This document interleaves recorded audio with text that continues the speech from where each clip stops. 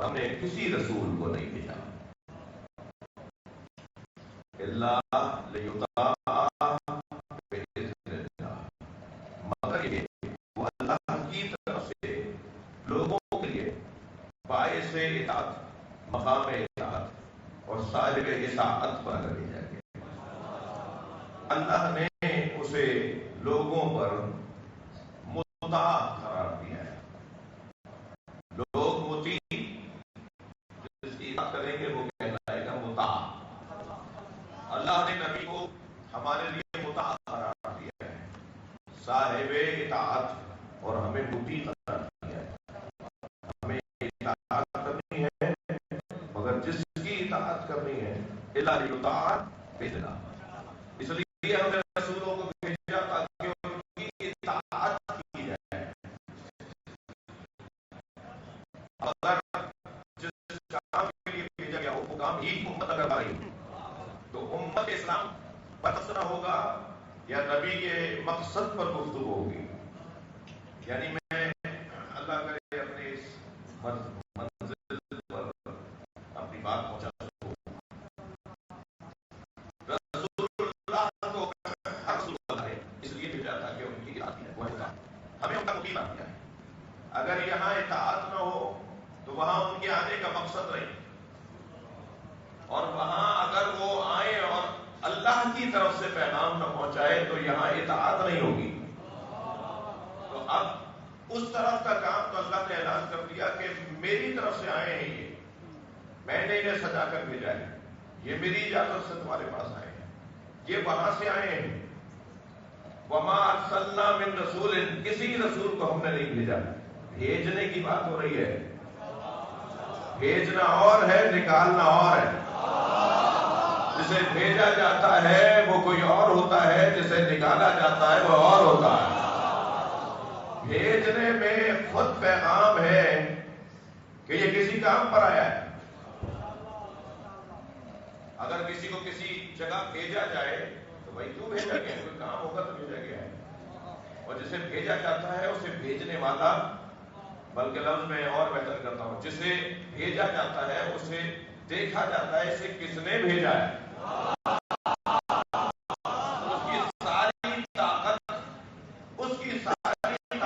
بھیجانے کے ساتھ جڑی ہوتی ہے۔ جتنا مضبوط بھیجنے والا ہوتا ہے اتنا ہی بھیجا ہوا مضبوط ہوتا ہے، جتنا کمزور بھیجنے والا ہوتا ہے اتنا ہی کمزور بھیجا ہوا ہوتا ہے۔ اب اگر بھیجنے والا اللہ ہو اور بھیجے گئے رسول ہو اور پھر بھی ملا یہ کہے کہ انہیں لکھنا پڑھنا نہیں آتا،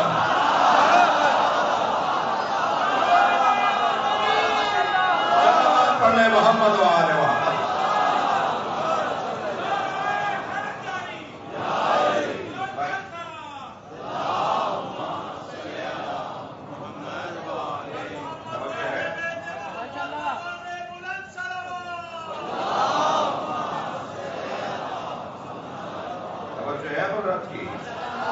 بھائی اللہ نے بھیجا ہے نا، اللہ کی تین صفات جو کوئی مسلمان نہیں ملے گا جو مسلمان ہو اور اللہ کی تین صفات یقین نہ رکھتا ہو، اسی بات ہوتی ہے تین صفات کے بارے میں بات کر رہا ہوں۔ سب سے پہلے صفت اس کی حیات، اللہ حیات رکھا ہے، زندگی حیات، الحی، اللہ حی بھی ہے قیوم بھی ہے۔ ہم میں بہت سارے لوگ حی آپ کو سمجھ سکتے ہیں، مگر ضروری نہیں ہے کہ ہم قیوم بھی ہوں۔ اپنے طور پر ہی صحیح، ہر شخص اپنے پیروں پر کھڑا ہو جائے یہ اس کا ہنر ہے، مگر دوسروں کو بھی کھڑا دے، دوسروں کو بھی تقویت پہنچائے یہ ضروری نہیں ہے۔ تو حی کا مطلب اور قیوم کا مطلب، وہ جو زندہ ہے وہ خود اپنی زندگی کی کوئی عکاسی کر رہا ہے اور بیان کر رہا ہے کہ میں زندہ ہوں، لیکن جو دوسروں کو زندگی عطا کرے وہ ہے وہ جو دوسروں کو بھی بلند کرتا ہو، حی بھی ہے قیوم بھی، جس کی وجہ سے کائنات کھڑی ہوئی، جس کی وجہ سے آسمان بغیر ستونوں کے رکا ہوا ہے، جس کی وجہ سے یہ زمین ٹھہری ہوئی ہے، جس کی وجہ سے یہ ساری اپنی اپنی جگہ کام کر رہی ہے، وہ حی بھی ہے قیوم بھی ہے۔ ایسے ہی ہے اللہ کی حیات کے بارے میں صاحبان دقت لوگ تشریف فرما ہے، موحدین کا مجمع ہے، ہم سب سرکار کے محضر میں اور آپ کے دربار میں آئے ہیں، تو سرکار کو بھیجا کس نے؟ نبی کو بھیجا کس نے؟ جب تک توحید میری مضبوط نہیں ہوگی، جب تک توحید میری مضبوط نہیں ہوگی، میرا نبوت کا مضبوط نہیں ہوگا۔ جتنی توحید میری مضبوط ہوگی نہیں ملا یعنی مجھے سمجھ میں آئے۔ کہتے ہیں علی ولی اللہ، ہم مولا علی کو کیا کہتے ہیں؟ علی ولی اللہ، علی اللہ کے ولی، تو پہلے اللہ کو تو سمجھو جس نے اسے ولی بنایا۔ سلوات پڑھیں ذرا محمد و آل محمد۔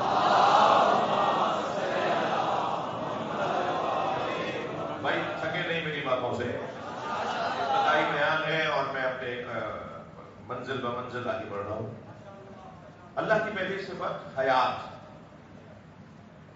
اس کی حیات جیسی ہے ایسی کسی کی نہیں ہے، اس لیے کہ اس کی حیات ذاتی ہے اور سب کی حیات عطائی ہے۔ اسے کسی نے حیات بخشی نہیں ہے، اس نے سب کو حیات بخشی ہے، لہذا اس کی حیات کے بارے میں کسی اور کی حیات کے ساتھ مقایسہ نہیں ہوگا۔ ایسا ہی ہے اس کی حیات، وہ صاحب حیات اگر کسی کو رسول بنا کر بھیجا ہے اور کوئی یہ سوچ لے کہ ہم انہیں مار دیں گے، ہم انہیں مٹا دیں گے، ہم انہیں ختم کر دیں گے، ہم ان کا نام ازانوں سے نکال دیں گے، اب اگر کوئی یہ سوچ رہا ہو کہ ہم انہیں بستر پر مار دیں گے، ہم انہیں جنگیں میں مار دیں گے، ہم انہیں بدر میں مار دیں گے، ہم انہیں خندق میں مار دیں گے، فتح کے موقع پہ مار دیں گے، ہم محمد مصطفیٰ مار دیں گے، اگر کوئی یہ خام خیالی میں ہو تو وہ جان لے کہ جس نے اسے بھیجا ہے وہ صاحب حیات ہے۔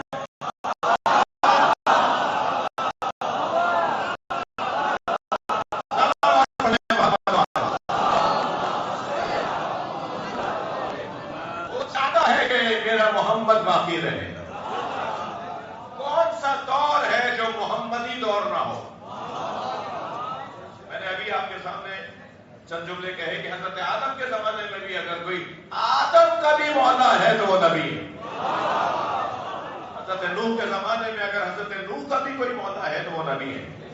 میرے بچوں جوانوں، کچھ لوگ ہیں جو ہمارے بچوں کے ذہن میں یہ خیال ڈالتے ہیں کہ فلاں سن عام الفیل میں حضرت کی آمد ہوئی اور مثلا 63 سال کی عمر میں سرکار کی رحلت ہو گئی، 11 ہجری میں آپ کی رحلت ہو گئی، وہ اس سے پہلے نہیں تھے، وہ آج نہیں ہے۔ میں ان لوگوں سے مخاطب ہوں، وہ کب نہیں تھے؟ الحجت قبل الخلق وبعد الخلق ومع الخلق۔ حجت خدا مخلوق سے پہلے ہوتا ہے، مخلوق کے بعد رہتا ہے، مخلوق کے ساتھ رہتا ہے۔ جیسی حیات اللہ نے مصطفیٰ سرکار کی قرار دی، ایسی حیات تو کسی کی نہیں ہے، لہذا وہ حی ہے، وہ چاہتا ہے کہ میرے نبی کی بات ہو اور ہمیشہ ہو، کوئی دور ایسا نہیں ہے۔ کیا فرمایا حضرت آدم کے بارے میں نبی سرکار نے کہ اللہ نے مجھ مصطفیٰ کے نور کو، تھک تو نہیں رہا، اللہ نے مجھ مصطفیٰ کے نور کو آدم علیہ السلام کی خلقت کے 2000 سال پہلے خلق کیا۔ اچھا، حضرت آدم کی خلقت سے پہلے زمین نہیں بنی تھی، 2000 سال پہلے چاند سورج نہیں بنا تھا، جب چاند سورج نہیں بنا تھا تو سورج کی گردش نہیں تھی، اور جب سورج کی گردش نہیں تھی تو پھر دن کیسے بنا؟ دن نہیں تھا تو ہفتے کیسے بنے، مہینے کیسے بنے، سال کیسے بنے؟ ابھی تو سال بنانے کا کوئی ذریعہ ہی نہیں ہے۔ سرکار فرمانے میں 2000 سال پہلے، اسے علماء عرفان نے اور علماء علم کلام نے اسے تغلیب من باب تغلیب قرار دیا ہے، یعنی بہت پہلے۔ ابھی 2000 تمہیں سمجھ میں آ گیا اس لیے 2000 بول دیے، 2000 ہمیں سمجھ میں آنے تھے نا، اس لیے سرکار نے 2000 فرمائے، ورنہ اس 2000 کے پیچھے بہت پہلے۔ تم کیونکہ ہزاروں میں اور گنتیوں میں سمجھتے ہو نا،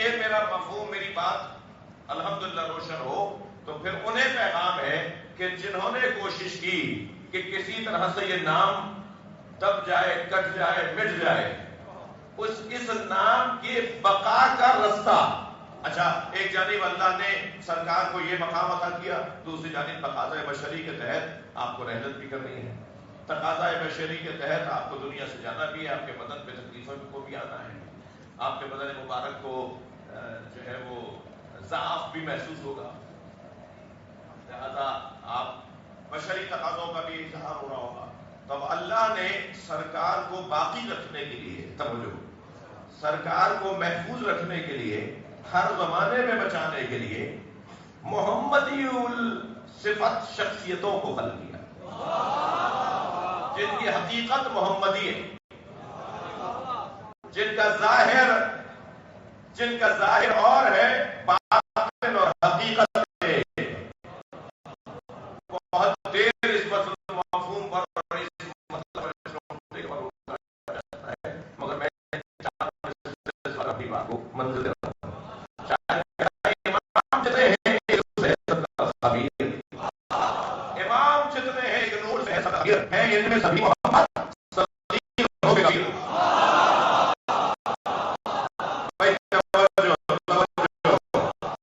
سبھی محمد صغیر ہو کے کبیر، خیال ہے کہ اندر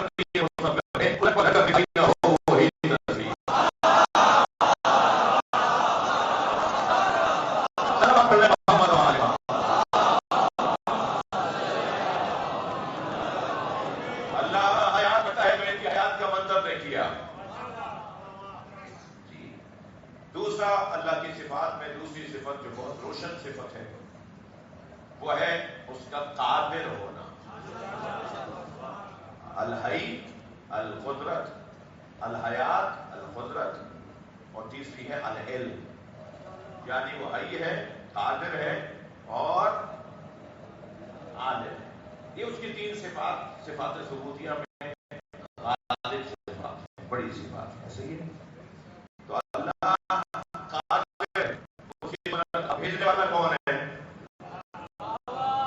بھیجنے والا قادر ہے، جس سے بھیجا جا رہا ہے، تو کیا اسے مجبور کر بھیجے گا؟ اسے جیسی قدرت کرے گا ایسی تو کسی کو نہیں دے گا۔ بھائی ہم بھی دنیا میں آئے ہیں مگر ہم بھیجے ہوئے لوگ نہیں ہیں، ہم آ گئے۔ اگر ہمیں اپنی قسمتوں کو بہتر کرنا ہے تو بھیجے ہوئے لوگوں سے جڑنا ہوگا۔ اگر اپنے معاملات کو بہتر کرنا ہے تو بھیجا گیا ہے اس سے تعلق اور گہرا کرنا ہوگا۔ اب جسے بھیجا گیا ہے، بھیجنے والا کون ہے؟ قادر ہے، قدرت رکھتا ہے۔ تو جب وہ بھیجنے والا قادر ہے تو جسے بھیجا جا رہا ہے اس کے پاس قدرت، اسی قدرت کی عکاس ہوگی، لہذا کوئی ایسا کام نہیں ہوگا وہ جو کر نہ سکتا ہو۔ جب ارادہ کرے گا تو کام ہوگا، وہ جب چاہے گا تو کام ہوگا، وہ جب سوچے گا تو وہ کام ہوگا، اور یہ اس کا کمال اس لیے ہے کہ بھیجنے والا قادر ہے۔ تھوڑا قدر یار بھائی بات کر جا رہی ہو، بھیجنے والا قادر ہے، اور جب بھیجنے والا قادر ہے تو ان کے یہاں سے قدرت ہی قدرت کا اظہار ہوگا۔ بظاہر تو ان کے کپڑے، ان کا لباس سادگی کا ہوگا، مگر یہ اگر کسی فقیر کی طرف دیکھیں گے تو اسے امیر بنا دیں گے۔ ان کا مقام اتنا بلند ہے کہ یہ کسی نادار کی طرف دیکھیں گے تو اسے صاحب ثروت بنا دیں گے۔ اگر تھکے ہوئے ہیں تو ایک جملہ نہ کہوں، کہہ دوں یہ کسی سوکھی روٹی کھانے والے کو ابو ذر بنا دے۔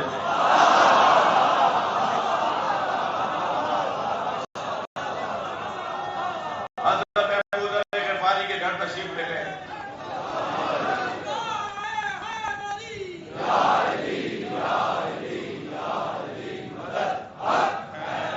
وہ پانی بہت دور سے بھر کر لائے، تو حضرت نے سوال کیا کہ کیا تمہارے گھر پہ کنواں نہیں ہے؟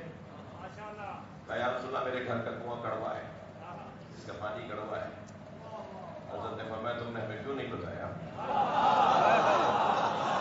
کنویں کے موڈیر پہ سرکار بیٹھ گئے اور اپنے دونوں پیر کنویں میں ڈال دیے۔ کنویں کا پانی سرکار کے پیروں کا بوسہ دینے کے لیے اوپر آ گیا، اور سرکار کے پیروں کا بوسہ دے کے ایسا میٹھا ہوا کہ شہد بھی کیا میٹھا. یہ سوچ رہے ہیں، ارادہ کر رہے ہیں، صاحب قدرت نے انہیں بھیجا ہے. یا مجھے ایک صاحب کہنے لگے جتنے آپ فضائل پڑھتے ہیں اہل بیت کے، نبی کے، پھر مولا علی کے اور پھر اہل بیت کے، ایسے لوگ اللہ سے دور ہو گئے. میں نے کہا تمہاری سمجھ کا فرق ہے. جتنا ان کے کمال بیان ہوں گے اتنا یہ ثابت ہوگا بھیجنے والا کتنا قادر ہے. بھیجنے والا کتنا صاحب قدرت ہوگا. جب بھیجے ہوئے اتنے صاحب قدرت ہیں، جب یہ اس مقام کے حامل ہیں تو ان کا خالق کتنا بڑا ہوگا. توجہ کر لیا. تیسرا عنوان ہے ہر ایک مضمون میں، میرا پسندیدہ مضمون ہے، تھوڑی دیر ٹھہر سکتا ہوں لیکن میں مختصر صرف مضامین آپ کے حوالے کرتا ہوں. اگر خطبہ اور آخری واعظین میرا خطاب بیان سن رہے ہیں تو شاید ہر ایک نقطہ ایک ایک گھنٹے کی تقریر ہے. اللہ حیات رکھتا ہے اور اس نے جب انہیں حیات دی ہے تو اس نے کیونکہ حیات دی ہے، جس کے پاس باقی حیات ہے، تو پھر کوئی کتنی کوشش کرتا رہے. جتنا ان کے بچوں کو مارا گیا ہے، جتنا اس گھر کو تنگ کیا گیا ہے، بتائیے ان کے علاوہ کس کا نام زیادہ لیا جاتا ہے؟ اتنا ہی ان کا نام سب سے زیادہ لیا جاتا ہے. اس لیے کہ وہ صاحب حیات میں ان کی حیات چاہیے، وہ چاہتا ہے یہ زندہ رہے. بڑے بڑے بجٹ پاس ہوئے، بڑے پیسے منظور کروائے گئے، بہت خرچہ کیا گیا، کسی طرح یہ نام مٹ جائے، کسی طرح ان کا ذکر ختم ہو جائے. لوگوں کو زندہ دیواروں میں چنا گیا، ان کے خون سے گارا بنا کر عمارتیں تیار کی گئی، ان کی کھوپڑیوں کے مینار بنائے گئے کہ کسی طرح لوگ خوف کھا کے کہتے ہیں کہ ہماری تاریخ کا نام نہیں لیں. لیکن آپ بتائیے آج سب سے زیادہ کس گھر کا نام لیا جائے؟ کون سا خانوادہ ہے جن کا سب سے زیادہ نام لیا جائے؟ اب خواہ مقایسہ مت کرو کسی کا اس گھرانے کے ساتھ. اس لیے کہ ٹھیک ہے بڑی شخصیات ہیں، آپ بھی ہیں، ہم بھی ہیں. 100 سال پہلے بھی شخصیات تھی، 200 سال پہلے شخصیات تھی، آئندہ بھی آتی رہیں گی، مگر ان کے ساتھ تو ارادہ پروردگار ہے. ان کے ساتھ تو قدرت الہیہ ہے، ان کے ساتھ حیات الہیہ ہے، ان کے ساتھ علم الہیہ ہے. تو ان کا مقایسہ ہی نہیں ہے کسی کے ساتھ. یہ بہت کمزور انسان ہے، بہت نافہم انسان ہے. بہت سادہ لفظ کیسے کہوں، یہ بہت نافہم انسان ہے جو مقایسہ کرے مولا علی کا کسی اور کے ساتھ، جو اہل بیت کا کسی اور کے ساتھ. ان کا کسی کا مقایسہ نہیں ہے. بلکہ بعد کے زمانے میں آنے والے جو مسلمان ہیں انہیں تو نبی مکرم نے اپنے بھائی کہا ہے. آخری زمانے میں آنے والے میرے بھائیوں پر میرا سلام. صاحبان کرام نے فرمایا رسول اللہ آپ کے بھائی نہیں. حضرت فرمایا وہ لوگ بن دیکھے میرا کلمہ پڑھیں گے.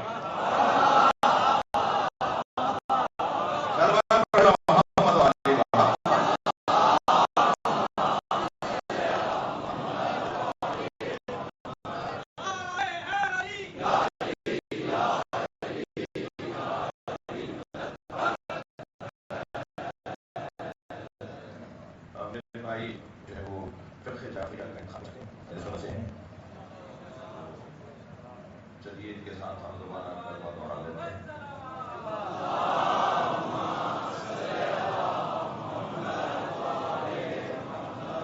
کسی اور مسلک سے تھے، اب یہ فقہ جعفریہ کا انتخاب کر رہے ہیں.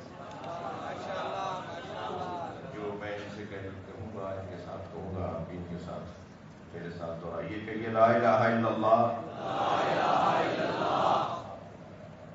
لا الہ الا اللہ، آواز نہیں آ رہی مجھ سے. لا الہ الا اللہ، محمد رسول اللہ،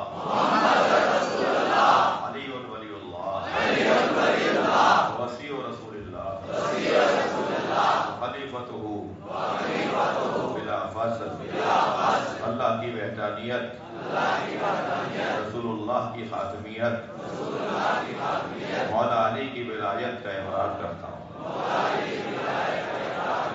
میرے پہلے امام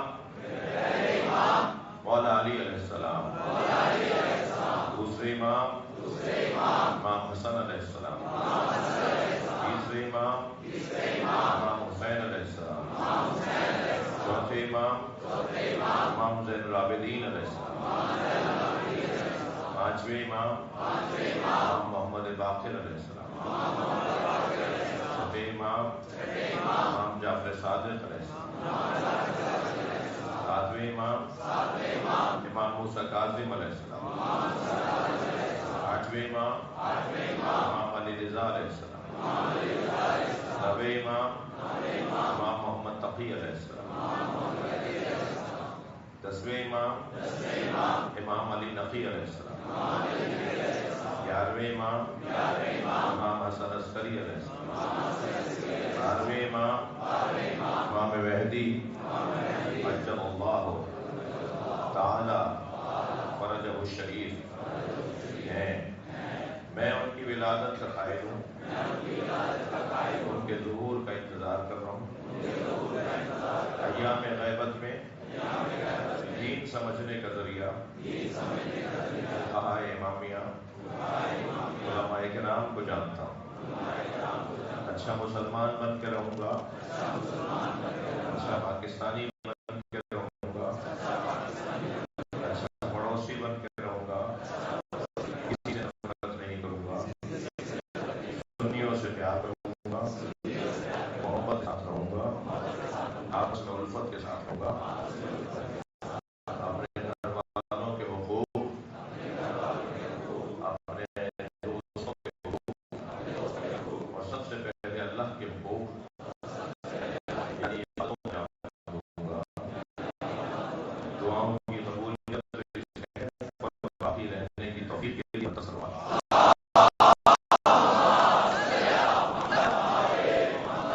اور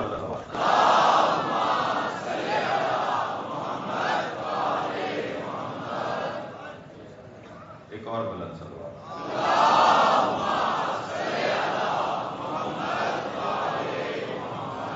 اور بھی بلند پڑھ سکتے ہیں۔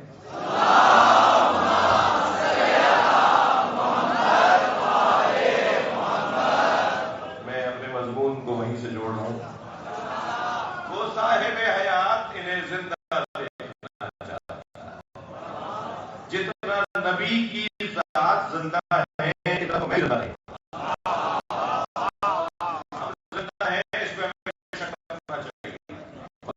نبی زندہ ہے نہیں ہونا چاہیے۔ کیا پڑھتے ہیں؟ محمد رسول اللہ، محمد اللہ کے رسول ہیں۔ کب سے کہہ رہے ہیں؟ آبا و اجداد سے کہتے آ رہے ہیں، آئندہ بھی کہتے رہیں گے ہیں۔ وہ ہیں نا، مجھے نظر نہیں آئی تو پھر میری آنکھوں کا ہوگا۔ میری آنکھیں اس قابل نہیں ہے نا کہ سرکار کو میں دیکھ سکوں۔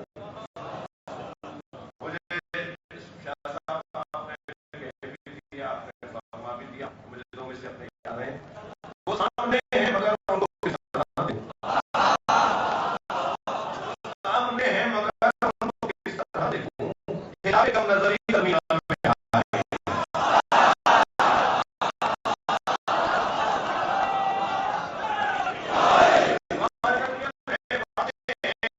وہ ہمیں دیکھتے ہیں، بس یہ کہ مجھے نظر نہیں آ رہا ہے، یہ مسئلہ ہے۔ مجھے نظر آتے ہیں، مجھے کچھ بشری کرنا چاہیے۔ جنہیں وہ نظر آتے ہیں وہ بتانے کے لیے بار بار ہمیں نہیں کہتے کہ وہ مجھے نظر آتے ہیں۔ انہیں نظر آنا دلیل ہے کہ وہ رازدار ہیں۔ جنہیں نظر آتے ہیں وہ رازدار ہیں، اور جو رازدار ہوتا ہے نا وہ گاتا بجاتا نہیں ہے، وہ چھپاتا ہے، وہ رازوں کو چھپاتا ہے۔ تو صاحب مکاشفہ لوگ کشف کی کیفیت میں، جن کی آنکھوں سے حجاب بڑھ جاتے ہیں اور جن کی ملاقاتیں ہوتی ہیں، جن کی ملاقاتیں ہوتی ہیں وہ آج بھی موجود ہیں اور ان کو سلام جواب بھی آتا ہے، انہیں وہ نظر بھی آتے ہیں۔ وہ اور بات ہے کہ پھر انہیں حق نہیں ہے اور اجازت نہیں ہے کہ وہ کسی کو بتائیں کہ وہ مجھے نظر آتے ہیں۔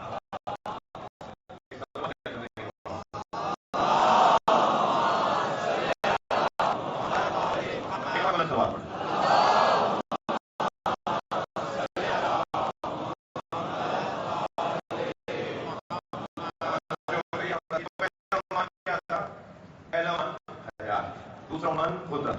اللہ کی قدرت ہے، اللہ قادر ہے، تو جس سے وہ بھیج رہا ہے اسے قدرت دے کر بھیجے گا۔ تو تو کوئی تعجب کی بات نہیں ہے کہ ایک انگلی کے اشارے سے آپ کے دو ٹکڑے ہو گئے. کوئی تعجب کی بات نہیں ہے کہ ایک انگلی کے اشارے سے سورج پلٹ کر آ جائے. یہ اتنا سا اشارہ اور سورج پلٹ کر آ جائے، اس میں تعجب کرنے والا اللہ کی قدرت پہ تعجب کر رہا ہے.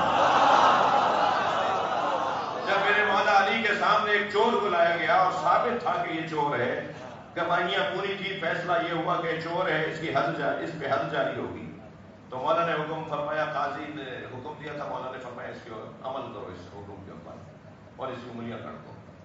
جب اس کی انگلیاں کاٹ دی تو وہ کٹی ہوئی انگلیاں اپنے ہاتھ میں اٹھا کر ایک چوک پہ جا کے کھڑا ہو گیا اور کہنے لگا، لوگ آؤ، لوگوں آؤ، اے لوگوں آؤ، میں تمہیں بتاتا ہوں یہ انگلیاں کس نے کاٹی. تو جمع ہونے والوں میں وہ بھی تھے جو یہ سوچ کر آ رہے تھے کہ یہ علی کے خلاف بولے گا. بعض لوگوں کو یہ بھی شوق ہوتا ہے کہ کوئی علی کے خلاف بول کر دکھائے، مگر یاد رہے جو علی کے خلاف بولتا ہے وہ علی کی زبان میں شیطان کی زبان ہے. ہاں، ایک واقعہ تھا، میں نے جس کی طرف اشارہ کیا. جمع ہو گیا مجمع، کہنے لگا آؤ آؤ میں بتاتا ہوں یہ انگلیاں کس نے کاٹی ہیں. جب مجمع جمع ہو گیا تو اس نے مولا کے فضائل پڑھنا شروع کیا. یہ انگلیاں اس نے کاٹی ہیں جو شب ہجرت نبی کے بستر پہ سونا. یہ انگلیاں اس نے کاٹی ہیں جس نے جنگ بدر کو فتح کیا. یہ انگلیاں اس نے کاٹی ہیں جس نے جنگ احد کے اندر میدان میں ڈٹ کے نبی کی حفاظت کی، دشمن کا مقابلہ کیا. یہ انگلیاں اس نے کاٹی ہیں جس نے خیبر اپنے ہاتھوں سے اکھاڑا ہے، جس نے خندق اپنے ہاتھوں سے فتح کی ہے. یہ مولا کے فضائل. اور یہ انگلیاں اس نے کاٹی ہیں کہ اگر وہ نہ ہوتا تو نبی کی بیٹی کا کوئی شوہر نہ ہوتا. ایک طویل خطبہ مولا کائنات کی شان میں اس نے دیا. مجمع میں سے ایک صاحب کی آواز آ گئی، علی تمہارے ہاتھ کاٹے، علی تمہاری انگلیاں کاٹے، علی تم پر حد جاری کروائے اور تم علی کے فضائل پڑھ رہے ہو. تو ایک مرتبہ اسی کی طرف غور سے دیکھ کر کہا، فضائل اسی کے تو پڑھے جائیں گے جو عدل الہی کو نافذ کرتا ہو، جو اللہ کے عدل کو نافذ کرے، اسی کے تو فضائل پڑھے جائیں گے. اب یہ خبر مولا تک پہنچی. مولا نے اپنے نمائندے کو بھیجا کہ اسے بلاتا ہوں. مولا کے سامنے آ کے کھڑا ہے، ہاتھ میں انگلیاں کٹی ہوئی ہیں. جی مولا نے فرمایا یہ کیا ہو رہا ہے، کیا کر رہے ہو؟ اب اس نے جو جواب دیا ہے تو اس نے کہا، مولا میرا دل کہتا تھا کہ میں ایسا کروں. تو مولا نے فرمایا کہ قریب ہو. اس کی انگلیاں جو کٹی ہوئی تھی اس کے کٹے ہوئے ہاتھ کے ساتھ رکھی.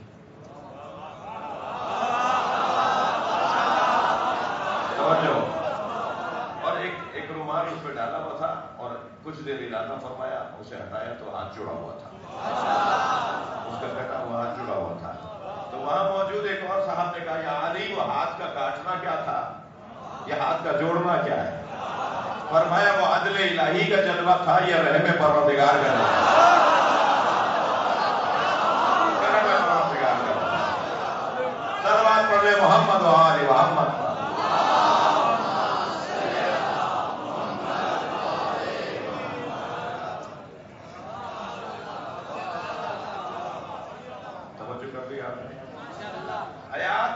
قدرت. اور پھر تیسرا عنوان ہے علم کا عنوان. وہ عالم نہیں ہے، وہ خود علم ہے. سمجھے؟ اور علم جس کی ذات ہو. ہمارے اوپر علم عارض ہے، علم ہمارا ذاتی نہیں ہے، علم ہماری ذاتی چیز نہیں ہے. ہم پر علم عارض ہوا ہے، نہیں تھا اب آ گیا، کل نہیں پتا کہ واپس چلا جائے. ہاں بڑے بڑے لوگ، بڑے بڑے دانشور لوگ بالکل جاہل ہو جاتے ہیں. بڑے پڑھے لکھے لوگوں کو اپنا نام بھی یاد نہیں رہتا. بڑے بڑے دانشوروں کو اپنی لکھی ہوئی کتابوں پہ تعجب ہوتا ہے کہ میں نے کیا لکھ دیا تھا، مجھے تو یاد ہی نہیں. کیوں؟ یہ عارض ہونے والی چیز ہے. ہم عالم نہیں تھے، ہو سکتا ہے عالم نہ رہے، مگر اللہ عالم ہے. اور وہ عالم کہ جس کی ایک آیت پڑھ کر مجھ جیسا طالب علم گھنٹوں کو گفتگو کر لے، اس کے قرآن کی ایک آیت پڑھ کر جو ہم جیسا طالب علم گھنٹوں کو گفتگو کر لے، تو اس کا کلام کبھی تورات ہے، کبھی زبور ہے، کبھی انجیل ہے، کبھی قرآن ہے. صحف ابراہیم و موسیٰ آسمانی صحیفے ہیں جو اس کا کلام ہے، اور جو اس نے نازل کر دیا ہے علم اس میں محدود نہیں ہے. جو اس نے نازل کر دیا. لہذا وہ جو قرآن کتاب مکنون ہے جو لفظوں پہ ڈھلا ہوا نہیں ہے وہ اور ہے، اور یہ لفظوں پہ ڈھلا ہوا قرآن اور ہے. ہم تو پابند ہیں اسی قرآن کے. قرآن کے لیے نہیں ہے کہ ہم کہیں کہ اس کو چاہیے ہم تو وہ مانگتے ہیں، ہمیں تو وہ چاہیے ہم یہ نہیں مانگیں. ہمارے لیے یہی ہے. لیکن جو کتاب مکنون ہے لا یمسہ الا المطہرون، جسے سوائے صاحبان طہارت کے کوئی چھو بھی نہیں سکتا، وہ ہے کتاب مکنون. وہ اتنا نہیں ہے، وہ لفظوں میں ڈھلا نہیں ہے. ایک لفظ کے 25 معنی بھی ہوں، میں کہتا ہوں 50 معنی بھی ہوں، میں کہتا ہوں 200 معنی بھی ہوں، مگر محدود ہے نا کہ 200 معنی ایک لفظ کے، 200 سے زیادہ نہیں، بہت زیادہ ہے 200 ہے، پھر بھی محدود کیا 200 ہے. تو لفظ مطلب کو محدود کرتا ہے. لفظ جو ہوتا ہے وہ مطلب کو محدود کر دیتا ہے. مطلب وسیع ہوتا ہے، لفظ محدود کر دیتا ہے اسے. ٹھیک ہے، کیونکہ اس زبان میں اس کے علاوہ لفظ نہیں ہے جو میں کہنا چاہ رہا ہوں. لہذا زبان جو ہے نا وہ لفظوں کی محتاج نہیں ہے. سمجھنا چاہوں گا، مطلب جو ہے وہ لفظوں میں آ کر محدود ہوتا ہے، اور جب محدود ہو جاتا ہے تو وہ مطلب وسیع اور یہ محدود.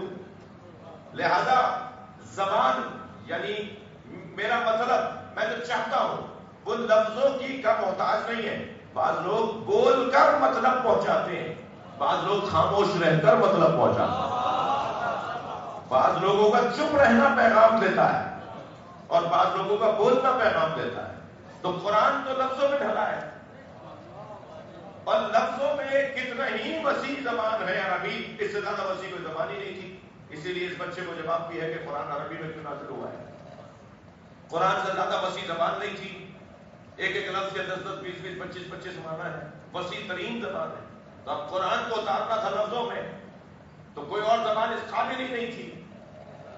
لہذا قرآن کو اتارنا ہی عربی میں تھا.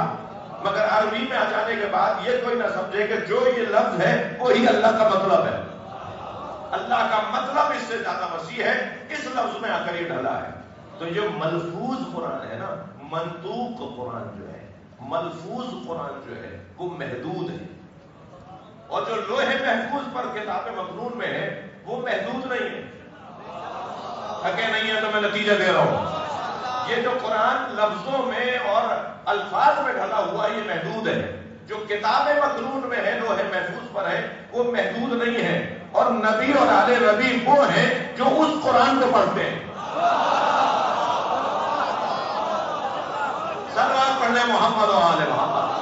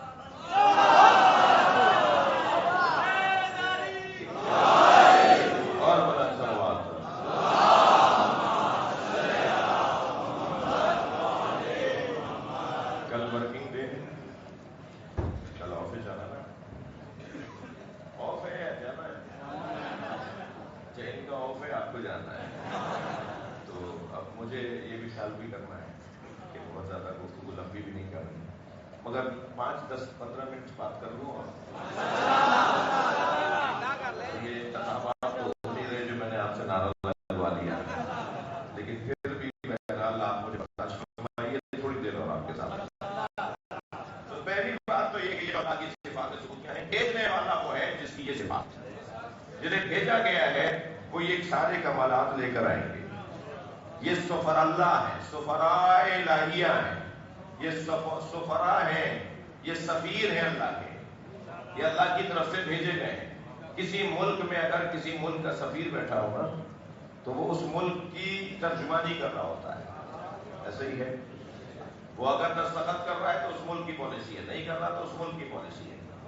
مجھے وہ اگر کوئی معاہدہ کر رہا ہے تو اس ملک کی پالیسی ہے، نہیں کر رہا تو اس ملک کی پالیسی ہے، اور جو بول رہا ہے یا نہیں بول رہا وہ اس ملک کی وجہ سے۔ اب یہ ہے سفیر اللہ کے، یہ وہاں سے بھیجے گئے ہیں، اور جب بھیجے گئے ہیں تو پھر جو یہ کر رہے ہیں یہ اس ملک کی پالیسی ہے، یہ اس ملک کی پالیسی ہے۔ جب یہ اس ملک کی پالیسی ہے تو اب اگر یہ کسی کو برابر میں بٹھائے تو پالیسی اللہ کی ہے۔ صلوات پڑھ لیں محمد و آل محمد۔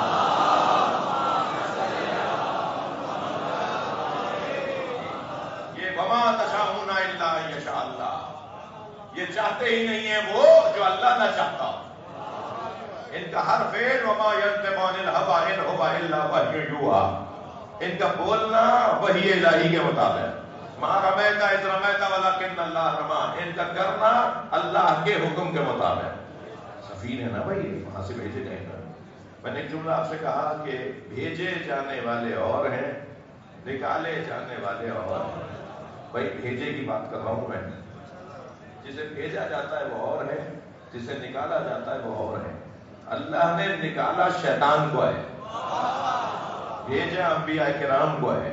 اب یہ انسان کی قسمت ہے کہ شیطان کے ساتھ جڑ جائے یا انبیاء کے ساتھ جڑ جائے۔ اچھا جسے بھیجا جاتا ہے تھوڑی سی اور توجہ چاہوں گا، اس کے آنے کا بھی انتظار ہوتا ہے، وہ جا کر واپس بھی کرتا ہے، کام پر بھیجا گیا ہے نا۔ خاتون نے آپ کو کہنے لگا ٹماٹر لے اور باہر جانے کی خاطر انہیں کسی کام پر بھیجا تھا، اور صاحب یہ اب تو موبائل ہے، آسانی ہے، وہ میسج کر دیں گی کہ ٹماٹر کہاں دیں، لیکن پہلے تو انتظار میں بیٹھی رہتی تھی کہ جب یہ آئیں گے تب ہنڈیاں چڑھے گی، اور معلوم 2 گھنٹے بعد گھر آئے جا کے تو بھول ہی گئے تھے کہ کیوں آئے، اور 2 گھنٹے بعد واپس آئے تو خالی ہاتھ آ گئے، تو کہا جی آپ تو کچھ لینے گئے تھے، ایسے ہی ہے نا۔ تو جو چاہتا ہے نا، جسے بھیجا جاتا ہے اس کے واپس آنے کا انتظار بھی ہوتا ہے۔ یاد رہے جسے بھیجا جاتا ہے، جہاں بھیجا جاتا ہے وہ اس کی جگہ نہیں ہوتی، جہاں سے بھیجا جاتا ہے وہ اس کی جگہ ہوتی ہے۔ اب یہ کون سا تعجب ہے کہ معراج پہ گئے تھے؟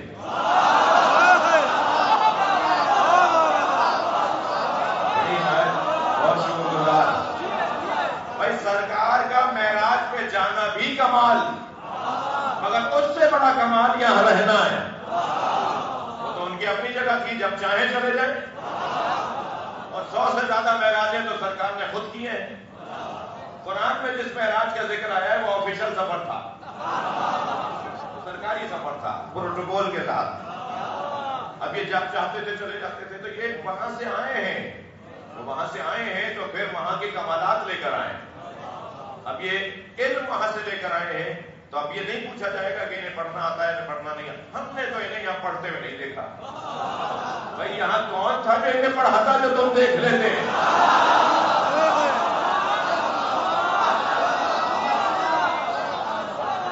کون اس قابل تھا جو انہیں پڑھاتا؟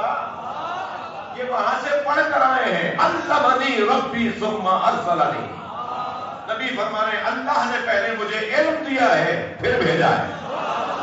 تو یہ اللہ سے پڑھ کر آئے۔ الرحمن علم القرآن خلق الانسان، وہ رحمان جس نے قرآن پڑھایا پھر انسان کو خلق کیا۔ یہ خلق کرنے سے پہلے کسے قرآن پڑھا دیا؟ ہمارا تو 2 سال کا بچہ بھی پوری زبان نہیں بول پاتا جی، 2 سال بعد بھی پانی کو کیا بولتا ہے؟ مما۔ یہ دودھ کو کچھ اور بولتا ہے، اماں کو کچھ اور بولتا ہے، ابا کو کچھ اور بولتا ہے، یہ اپنی زبان بناتا ہے۔ پھر آہستہ آہستہ 3 سال 4 سال کا ہوتا ہے تو پھر اس کو کچھ بولنا آتا ہے، پھر کہتے ہیں اسے اسکول لے جاؤ۔ اسکول میں بھی جیسے تیسے ہی، اگر آج کل تو میٹرک کی کوئی حیثیت نہیں ہے، پہلے تو 8ویں اور میٹرک والے وزیر لگ جاتے ہیں۔ میں پہلے کی بات کر رہا ہوں، آپ ابھی کی سوچ رہے ہیں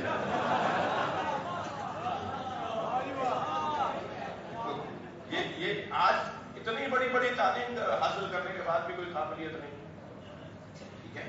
یہ جب وہاں سے آتے ہیں تو پڑھ کر آتے ہیں، وہاں سے سیکھ کر آتے ہیں، لے کر آتے ہیں، سجا کر اللہ بھیجتا ہے، اپنا علم دے کر بھیجتا ہے۔ یہ اللہ سے پڑھ کر آئے، ٹھگے نہیں ہیں تو جملہ کہہ رہا ہوں، یہ اللہ سے پڑھ کر آئے. یہ اگر علی کو لعاب دہن بھی چٹا دیں گے تو علی سلونی کا دعویٰ کریں گے.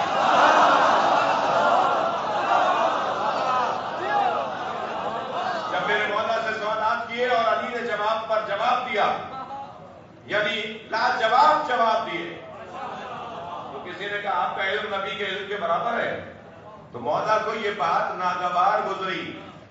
کون علی؟ جو صاحب نفس مطمئنہ کا بابا. کون علی؟ جو بستر نبی پہ سوئے تو نفس اللہ، اٹھے تو نفس اللہ. کون علی؟ کہ جو یہ دعویٰ کرتا ہو کہ پوچھو اس سے پہلے کہ میں دنیا سے چلا جاؤں. وہ علی بن ابی طالب جب ان سے کہا جائے کہ کیا آپ کا علم نبی کے علم کے برابر ہے، تو علی مولا کو برا لگا، پیشانی میں بتا گئے. اچھا، اس کا مطلب ہے کہ جس علی کو حق تھا کہ وہ نبی کے برابر اپنے آپ کو سوچ لے، انہوں نے ادب مصطفیٰ کے مطابق، تقاضۂ ادب مصطفیٰ کی وجہ سے یہ سننا بھی پسند نہیں فرمایا کہ کوئی مجھے نبی جیسا کہے. توجہ چاہوں گا، جو نفس اللہ ہو، جو نفس رسول ہو، جو انفسنا کی منزل پر ہو. میدان مباہلہ میں سرکار نے فرمایا ہم اپنے جیسے لاتے ہیں، تم اپنے جیسے لاؤ. جو نبی کی جگہ نبی جیسا بن کر گیا ہو، اسے امت اگر کہے کہ تم نبی جیسے ہو تو اسے برا لگتا ہے. نبی کہیں تم کیوں کہہ رہے ہو کہ میں نبی جیسا ہوں؟ نبی کہیں مجھے، اور نبی کہہ رہے ہیں، اللہ مجھے کہہ رہا ہے میرے نبی جیسا علی ہے. مگر اگر کوئی اور کہے تو نبی میرے مولا کو یہ اچھا نہیں لگ رہا. فرماتے ہیں ھذا لعاب النبی، میرا علم لعاب مصطفیٰ ہے. جس نبی کے لعاب میں اتنا دم ہو، اس کے خون میں کتنی طاقت ہو.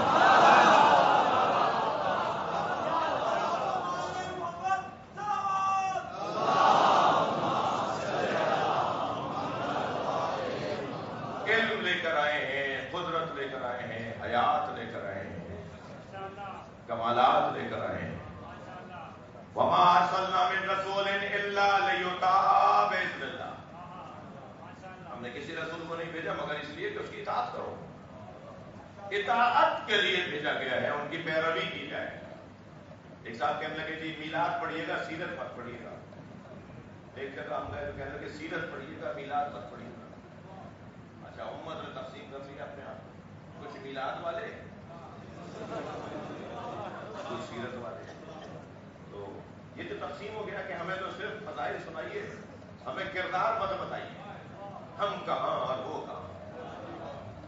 یہ زبان ہے نا ہمارے یہاں مسلمانوں کی زبان کو ہے، صرف فضائل سنائیے، ہمیں سرکار کا کردار، سرکار کے جو ان کی سیرت طیبہ ہے اس سے متعلق ہم کہاں وہ کہاں. قرآن تو یہ کہہ رہا ہے، یہ مانتے ہوئے کہ تم کہاں وہ کہاں، یہ مانتے ہوئے دیکھو کہ ان کی سیرت کیا ہے. میں نے تمہیں تمہارے درمیان انہیں اطاعت کے لیے بھیجا ہے، ان کی پیروی کرنی ہے، ان کے خود یہی سیرت ہے کہ وہ آخر کیسے رہے. اب یہ جو بحث ہے کہ یہ سیرت والے ہیں اور یہ میلاد والے ہیں، عزیزان گرامی نہیں.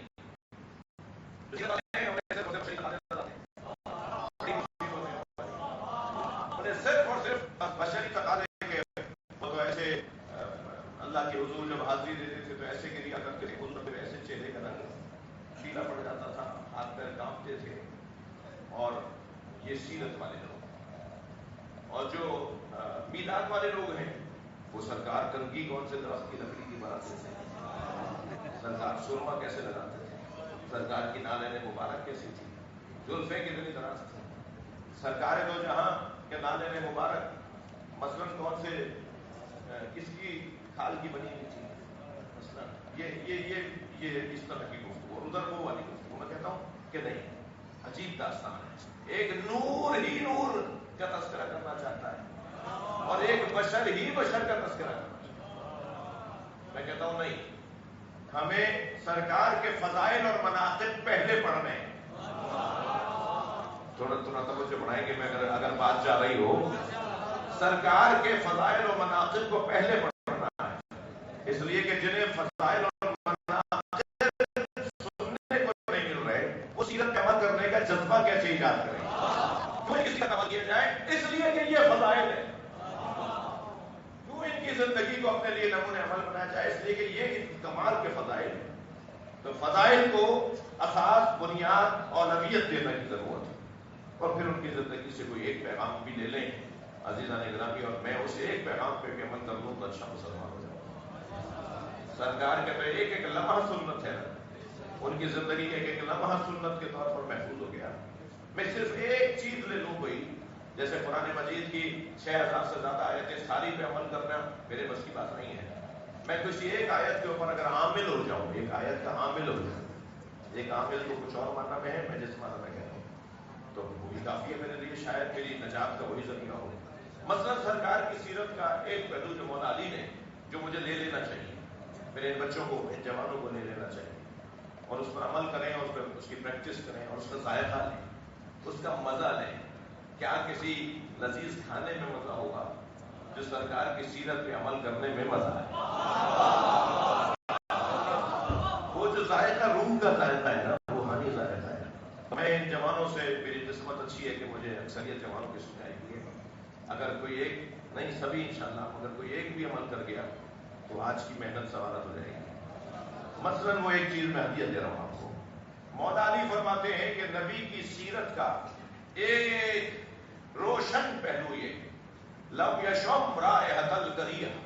مولا علی کے جملے فرماتے ہیں سرکار بدبو نہیں سونگھتے تھے.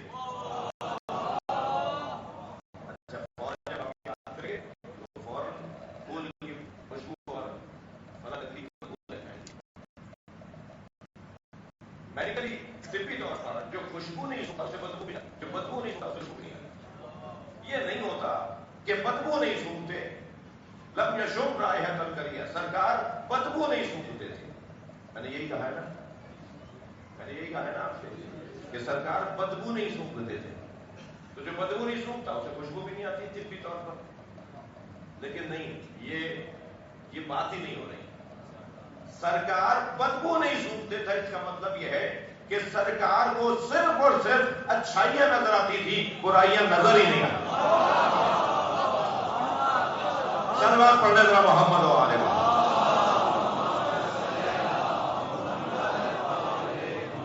سرکار بدبو نہیں آ رہی ہمیں کوئی برائی نظر نہیں آ رہی. یا رسول اللہ اس بندے میں کیا برائیاں ہیں؟ نہیں، اس میں تو اچھائیاں ہیں، برائیاں تو مجھے نظر ہی نہیں آ. یا رسول اللہ فلاں اس میں کیا برائی؟ کیا مجھے اس میں برائی نظر ہی نہیں آ. یہ برائیاں دیکھنا، بدبوئیں سونگھنا اگر میں اور آپ بند کر دیں، توجہ ہے، بدبوئیں سونگھنا اگر ہم بند کر دیں، یعنی برائیاں دیکھنا بند کر دیں، کسی کی خامیاں ڈھونڈنا بند کر دیں، کسی کی خامیوں کا پرچار کرنا بند کر دیں، کسی کی خامیوں کو برملا کرنا بند کر دیں، تو ہم سیرت مصطفیٰ پہ عمل کرنے والے ہیں. ہمیں تو اچھائی نظر آ رہی ہے، ہمیں تو سوائے اچھائی کے کچھ نظر ہی نہیں آ رہا. کوئی کتنا ہی چٹکیاں آپ کو بھرے، کوئی کتنا ہی آپ کو اکسائے کہ جی بتاؤ تو صحیح، آپ کو نہیں، مجھے تو اس کی خوشبو، اس کے اندر اچھائی نظر آتی ہے، برائی نظر نہیں آتی. اب پھر دیکھیے معاشرہ کتنا خوبصورت ہو جائے گا، کتنا گھروں میں چین آ جائے گا. خواتین سن رہی ہیں نا مجلس کو؟ جٹھانی کی برائیاں، دیورانی کی برائیاں، ساس اماں کی سارے برائیاں، سارے رشتوں. بھائی کوئی اچھائی بھی ہے اس میں؟ وہ ایسی، وہ ویسی، وہ یہ ایسی بھی تو ہے، وہ ویسی ہے تو ایسی بھی تو ہے. اگر برائیاں رکھتی ہے تو اس کے اندر کوئی خوبی بھی تو ہوگی.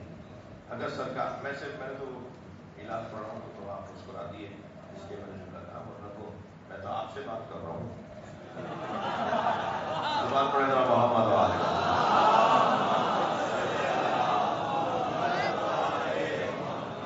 بہت روشن بات عزیزو، جس کا نام اتنا پیارا ہو اس کا کردار کتنا پیارا ہو، اس کی سیرت کتنی پیاری ہوگی، اس کا وجود کتنا نورانی ہوگا.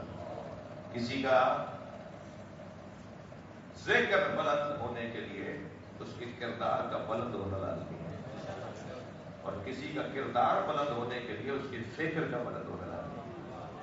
جس کی فکر بلند ہوتی ہے اس کا کردار بلند ہوتا ہے، اور جس کا کردار بلند ہوتا ہے اس کا ذکر بلند ہوتا ہے. اور جس کا ذکر بلند ہوتا ہے اس کا ذکر 1400 سال بعد بھی کیا جاتا ہے.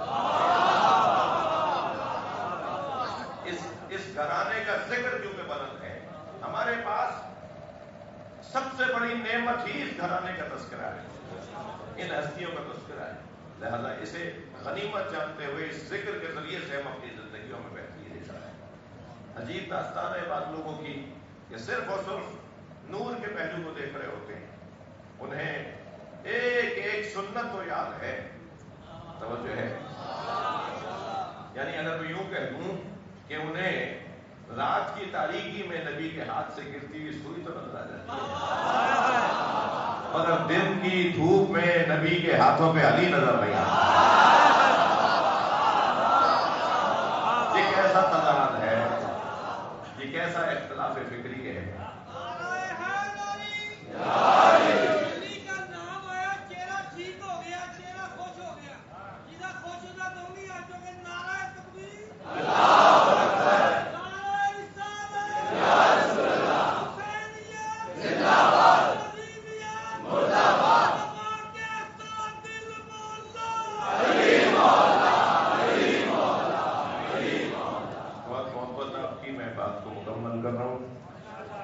ربیع الاول کا مہینہ 12 سے 17 تک امت بنام مصطفیٰ جڑ رہی ہے. سب سرکار کی برکت، سرکار کے ذکر کی برکت سے ایک ساتھ بیٹھ رہے ہیں، اور اللہ کرے کہ یہ 12 سے 17 ربیع الاول کا وقت گزرے ہی نہیں اور ٹھہر جائے. اب ہمیشہ نبی کے نام پر، نبی کے تذکرے کی برکت سے آپس میں ملتے رہیں، ایک ساتھ مل کر سرکار کی سیرت پہ غور کریں، آپ کے فضائل پہ غور کریں، اور آپ کی سیرت طیبہ سے استفادہ کریں. مگر یاد رہے کہ جو نبی کی بات کرے اور ابو طالب سے چڑھے،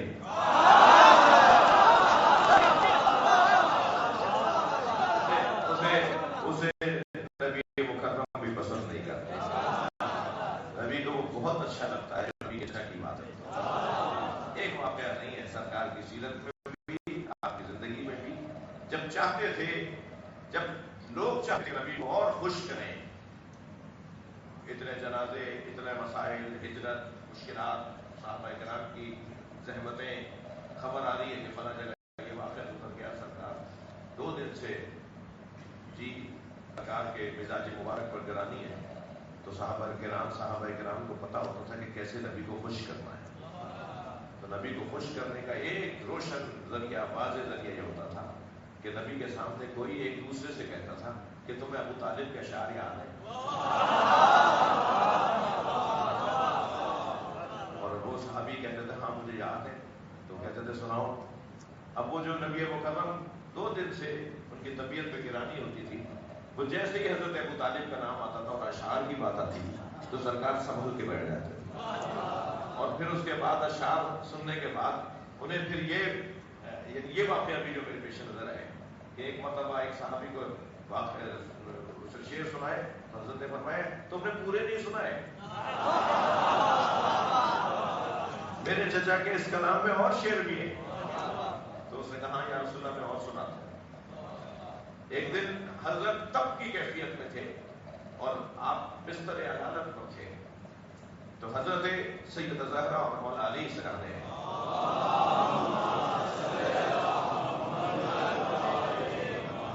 تو جناب سیدہ نے مولا علی سے فرمایا کہ یا علی، آپ کو اپنے بابا ابو طالب کے اشعار یاد ہیں؟ روایت کہتی ہے اس وقت نبی نے آنکھیں بند کی ہوئی تھی. تو مولا علی نے جب اشعار سنانا شروع فرمایا نا، یستسقی الغمام بوجهه وسمال الیتامی وعصمۃ للارامل. وہ چہرہ کتنا نورانی چہرہ ہے کہ جسے دیکھ کر چاند بھی شرما جاتا ہو، جس کو اگر لے آئیں تو بادل بھی برسنا شروع ہو جاتا ہو، جو یتیموں اور بیواؤں کا سہارا ہے. حضرت ابو طالب نے نبی کے شان میں گئے تھے. نعت، حضرت ابو طالب کی نعت کا یہ 2 مسئلے تھے. تو جب مولا علی نے سیدہ نے فرمایا یا علی اپنے بابا کے کچھ اشعار سنائیے، اور مولا نے اشعار سنانا شروع کیے نا تو نبی کی آنکھیں تو بند تھیں مگر ساتھ ساتھ فرمانے تھے علی اور پڑھو، علی اور پڑھو، علی مجھے اور چچا کے کلام کو سناؤ. سب سے زیادہ نبی مکرم کو جس کی محنتیں اور مشقتیں یاد ہیں، چاہتے ہیں کہ اس کا تذکرہ ہو، حضرت ابو طالب ہے۔ حضرت عمران ابو طالب علیہ السلام بآواز بلند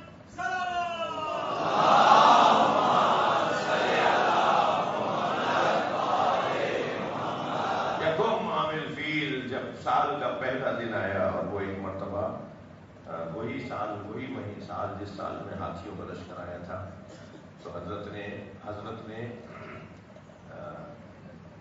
خبر دی، آ کر حضرت عبد المطلب کو، دادا کو خبر دی کہ عبداللہ کے یہاں بیٹے کی آمد ہے اور ساری خواتین جمع ہو گئی ہیں، کچھ دیر کے بعد آمنہ کی گود میں ایک چاند آنے والا ہے۔ تو دادا انتظار میں بیٹھے ہوئے ہیں کہ کب خبر آتی ہے کہ مجھے پوتا ملا ہے۔ حضرت ابو طالب کے ساتھ ہیں، تو جیسے ہی حضرت دادا کی گود میں لا کر دیا سرکار کو، ایک بادشاہ میں لپیٹا ہوا تھا، جیسے ہی گود میں دیا تو چہرے کو دیکھ کر آواز دے کر کہا، ابو طالب قریب آؤ، میں نے اب سے زیادہ، میں نے اس سے پہلے اتنا اچھا بچہ، اتنا خوبصورت بچہ نہیں دیکھا۔ تو قریب آ کے حضرت ابو طالب نے فرمایا، بابا میں نے اس سے پہلے اتنا حسین بچہ نہیں دیکھا۔ تو فرمایا، بتاؤ اس کا نام کیا رکھیں؟ تو دادا پوتے کا نام رکھنا چاہتے ہیں اور چچا سے پوچھ رہے ہیں کہ اس کا نام کیا رکھیں۔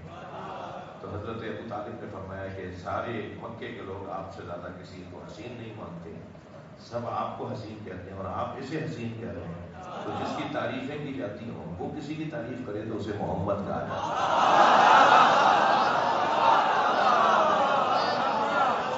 اس کا نام محمد رکھ دیجیے۔ تو حضرت ابو طالب نے اور دادا نے عبد المطلب نے نام رکھا محمد۔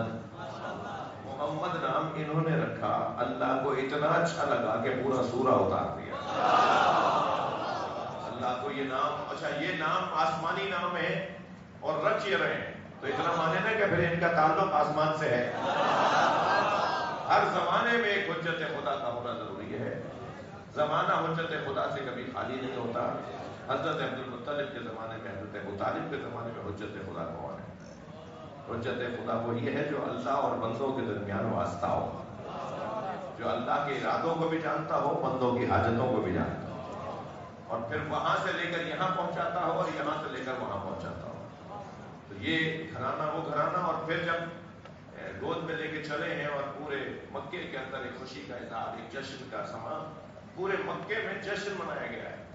میں اس بحث میں اپنے آپ کو، ہمارے ساتھ کبھی کبھی کوئی پیغام دیتا ہے کہ آپ لوگ بھی میلاد مناتے ہیں، آپ لوگ بھی جشن کرتے ہیں، ہم تو نہیں کرتے اور یہ غلط ہے اور یہ بدعت ہے، ہم مناظرہ آپ سے کرنا چاہتے ہیں۔ میں کہتا ہوں آپ لوگوں کے ساتھ اس موضوع پر بات کرنا میں فضول سمجھتا ہوں، ہم اس موضوع پہ آپ سے بات ہی نہیں کرنا چاہتے۔ کہنے لگے نہیں، اگر دین ہے تو قرآن اور حدیث میں دکھانا پڑے گا، اگر دین ہے تو قرآن و حدیث میں دکھانا پڑے گا۔ تو میں ایسے لوگوں سے صرف اتنا کہتا ہوں، پہلے اپنے دل میں نبی کی محبت لے آؤ، تمہیں قرآن و حدیث میں نظر آ جائے گا۔ جس کا ارادہ ہی نہیں ہے ماننے کا، اس سے ہمیں بحث نہیں کرنی ہے۔ اور جنہیں پتا ہے کہ یعنی آپ کے گھر میں بچہ ہو تو آپ لڈو بانٹیں،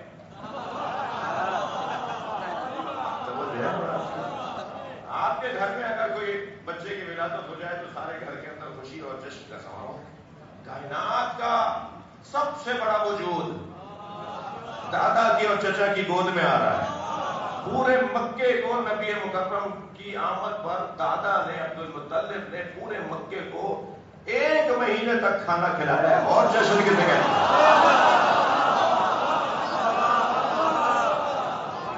کوئی ہزاروں کی تعداد میں اس وقت میں مکے کے رہائشیوں کی تعداد ہے، 2 4 5 10 لوگ نہیں، 1 مہینے تک دسترخوان بچھا رہا ہے، اور اس خوشی میں کہ اللہ نے مجھے محمد دیا ہے۔ اب شاید مسئلہ یہ ہے، بعض لوگ کہہ بھی رہے ہیں بات، کہ جشن اور یہ میلاد کے جلوس الحمدللہ میں آزاد ہے، سنا رہے ہیں، اپنے آپ کو سمجھا رہے ہیں کہ نہیں کرو یہ جلوس، یہ نہیں، میلاد نہیں مناؤ، یہ جلوس نہیں نکالو، یہ تو شروع کیے ہیں فلاں لوگوں نے، ہمیں کہتے ہیں یہ انہوں نے تو جلوس میلاد کے جو انہوں نے شروع کیے ہیں، یہ میلاد کی محفلیں تو انہوں نے شروع کی ہیں۔ الحمدللہ ہمیں اعزاز حاصل ہے کہ ہم نے اس لیے شروع کیے ہیں کہ ہم عبد المطلب ہیں اور طالب گھر کا، ہمارے گھر کا مسئلہ ہے، خاص طور پہ سادات تو یہ کریں گے نا، یہ سادات ہمارے گھر کی خوشی ہے نا۔ اگر تم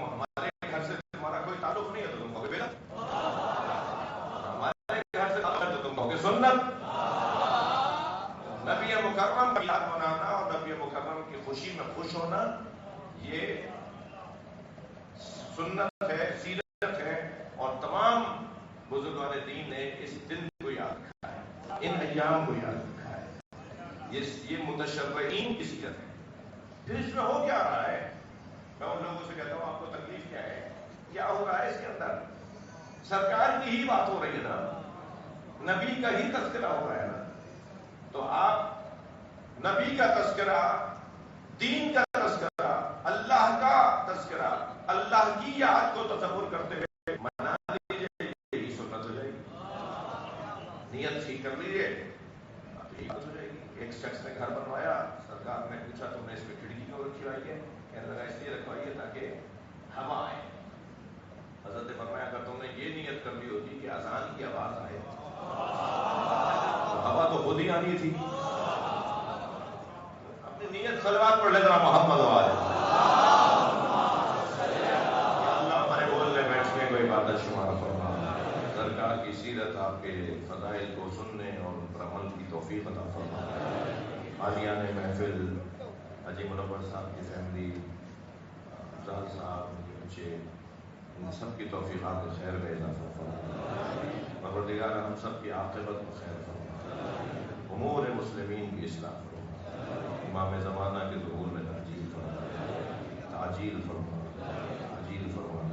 جتنی توانائی اور خضوع و خشوع کے ساتھ ہو سکتا ہے سرکار کی خوشنودی کے لیے بہترین ہدیہ سرکار دو جہاں کو درود ہے۔ 14 مرتبہ میں آیت پڑھوں گا، بنام چہادہ معصومین، بے عدد 14 چہادہ آپ صلوات پڑھیں گے اور اپنی حاجتوں کو سوچیں گے۔ مجرب نسخہ ہے جو میں دے رہا ہوں، دعاؤں کی قبولیت کا ذریعہ ہے۔ بسم اللہ الرحمن الرحیم، ان اللہ و ملائکتہ